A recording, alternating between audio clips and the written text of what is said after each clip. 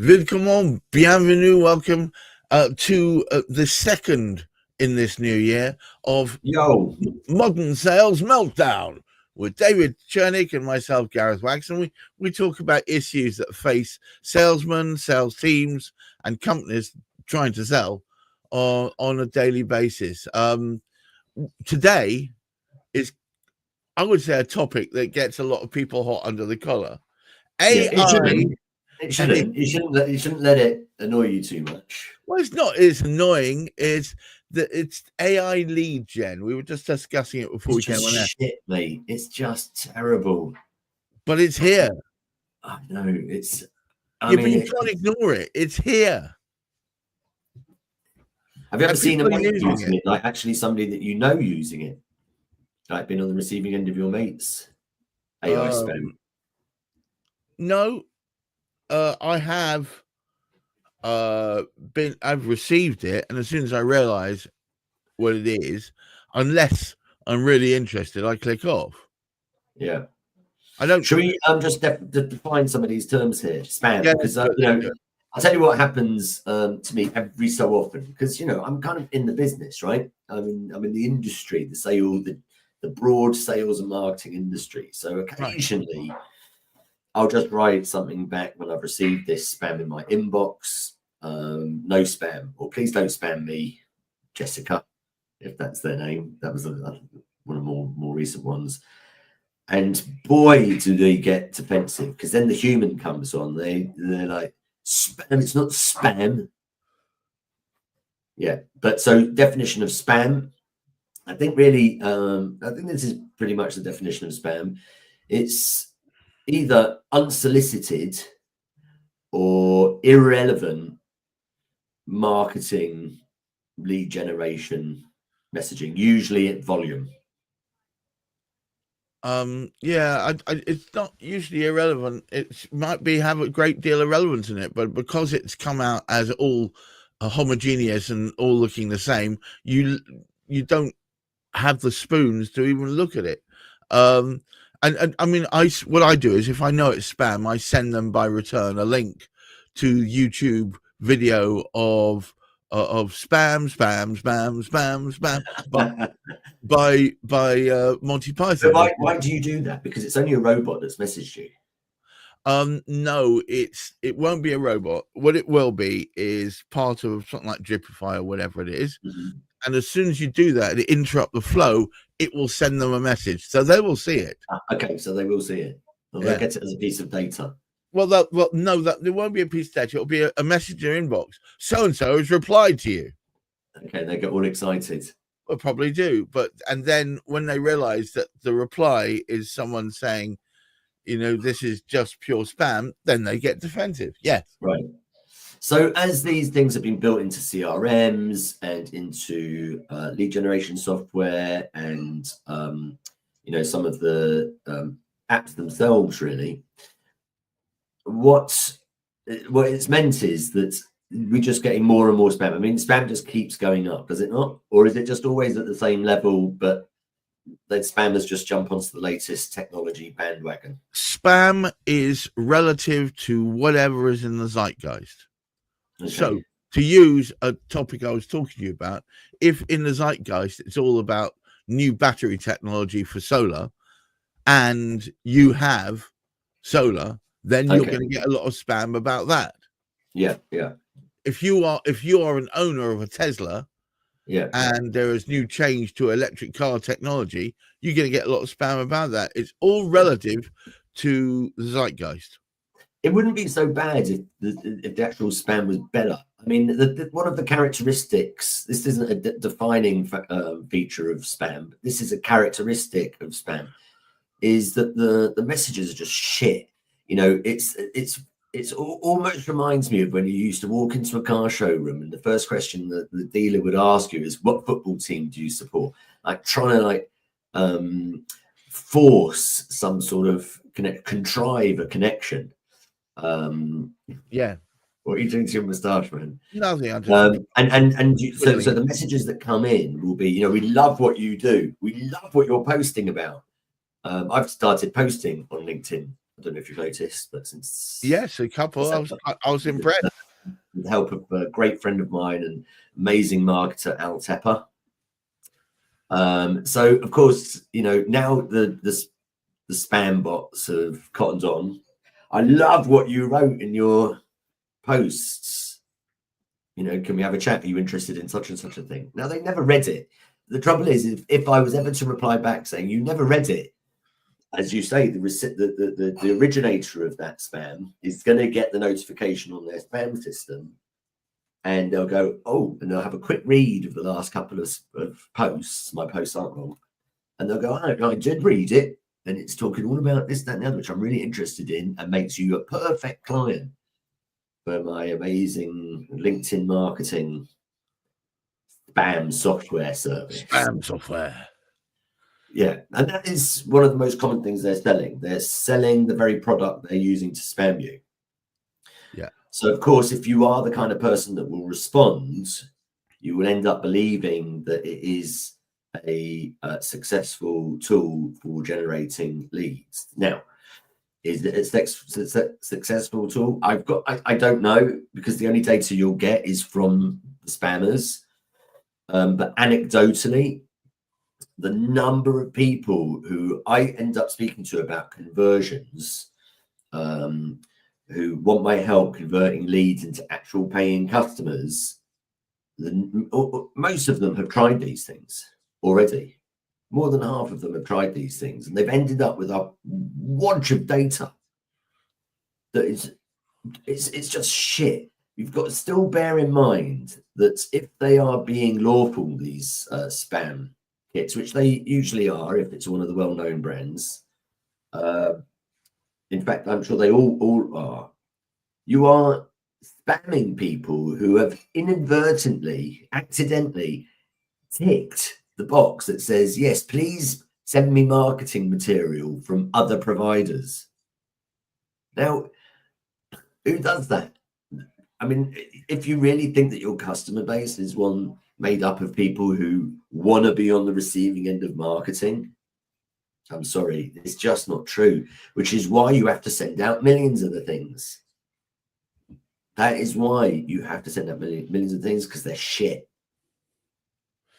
I still think that if it's targeted correctly, if it's worded simply, and if it's and if it allows for the fact that they don't want you and therefore peels off and stops harassing people, that it can. That's a very different thing to something like setting an appointment. I think that something you've said in the past is to use it for very distinct tasks. For example, qualification.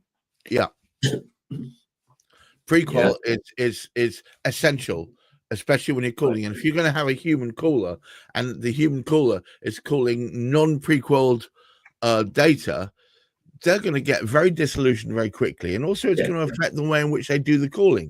Because in fact, I've argued before, and I've mentioned to you as well, that the human pre-caller is often worse, a worse experience, partly because the recipients of the call, if they were ever to take your call, and bear in mind these sort of phone bashers are perhaps making 1,000, they are really bashing those phones.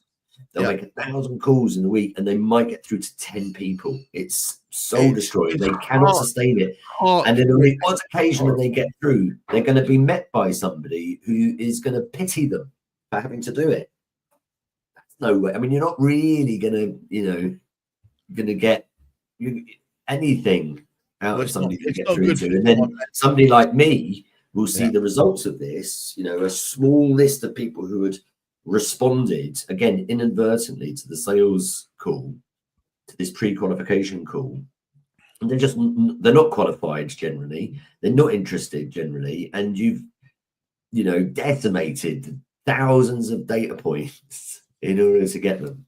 No, I think, look, I think what's coming out of this conversation is you have to be very discreet and very focused on a tiny element of the sales process, and not be trying to, and it should never be, would you like to buy my Okie Kokie 2000? It can't ever be that. It could be, are you using some sort of XYZ in your work? Is that an area of interest? It could be as simple as that. But if it goes any more deep than that, then no, you are burning data at a rapid rate of knots, and you're going, and within that will be some prime, awesome potential long-standing client. But no pre-qualification, I think it's useful at. And as I said to you before we came on air, it's here. The best thing you can do with any kind of new mechanism is try and work out what it can do for you and what it shouldn't do for you. For sure. There's an old adage in the world of outsourcing in general, which probably came from IT outsourcing, where you don't use outsourcing to solve a problem. So how that relates to the AI lead generation is, if you haven't enjoyed successful lead generation, you haven't yourself phoned people up or messaged people and got success from the direct contacts that you have made, don't imagine that AI is necessarily going to be able to do it any better. I've looked at these things, and they're very dated, in my opinion. The structure of them, how you construct emails and direct messages these days in order to get a response is very different to what I'm seeing on all my inboxes that have been generated by these bots. It's old-fashioned. It's been proven to not work anymore, and it doesn't work anymore, partly because people have jaded. As we've said before, or I've said before, marketing ruins everything for everyone. As soon as something new comes around, a new system, a new formula, they all pile on, and then everybody realizes that it's just spam. There was a time when if you got a personal letter addressed to you through the letterbox and you opened it up and it was telling you that, oh, we noticed driving past your house that your loft insulation wasn't any good. It's a personal letter. Oh, how nice. No, but I think that's now. But that's now, David. That's now, because the amount of physical letters that come through your letterbox is diminished almost to nothing. Right, absolutely, yes, correct. And that would work. Would work. Expensive. But there was a time when that was then hijacked by the spammers. Yes. Who then it was just junk mail. And you could put a waste paper bin underneath the letterbox. Underneath the thing, yeah. But now it's interesting. But this is the good point. Case in point, we've gotten to the point where people moved from that to the inbox, didn't they? Although I do remember probably about 10 years ago, a spate of suddenly lots of people sending me thank you cards in the post. I think there was a successful agency at the time that was getting all their clients and posting a lot about send a thank you card. So that's nice. It's nice. It's a personal thing. I got a box. I got marketing. If you are using anything for marketing, then be aware that everybody is jumping on this bandwagon, and what is the solution to it? Well, I mean, I always prefer going very, very direct. Obviously, it depends on what you're offering. If you are selling a commoditized, high volume, low value savings product, then you're not going to be able to go to the lengths of personalization that you might do if you're selling 10 grand a day consultancy, right? So yes, there are some differences. I can't really speak to the volume sales because I don't really have a huge amount of experience in like FMCG or anything like that.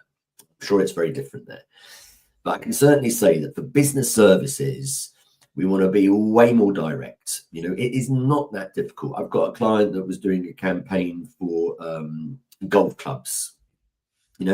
Just in the process of that business getting together a list of golf clubs, right, finding their contact details, all of that stuff really empowered them to write the sort of scripts that get replies, to write the sort of messaging that get replies, that open up conversations, that generate just enough trust for the recipient of your call to tell you the answers to your pre-qualification questions. If you were to be in the market for the service that I am selling, when do you think you might ever buy it?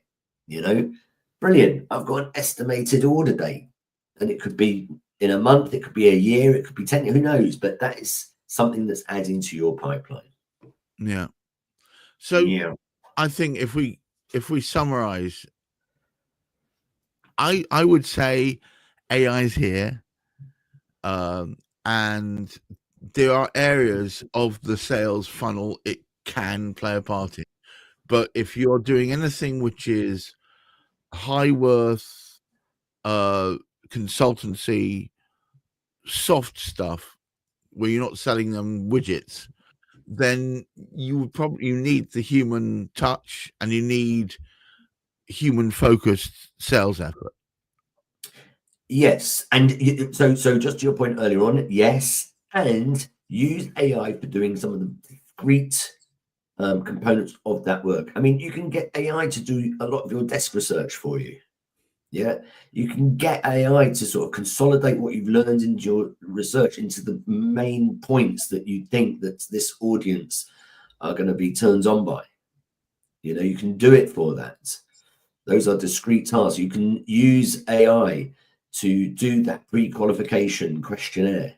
You know, absolutely. But don't think that the AI is going to be establishing a rapport or a relationship with anybody that you're speaking to, because if you do that, you will be one of the people that ends up having to send 10,000 messages and get all excited over 10 responses, which ain't going to convert.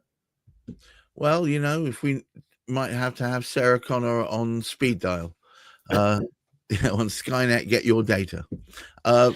Thank you once again, David.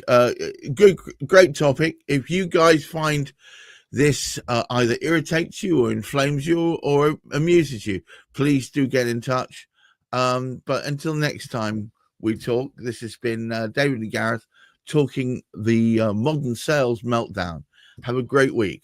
Bye-bye now. Ciao, ciao.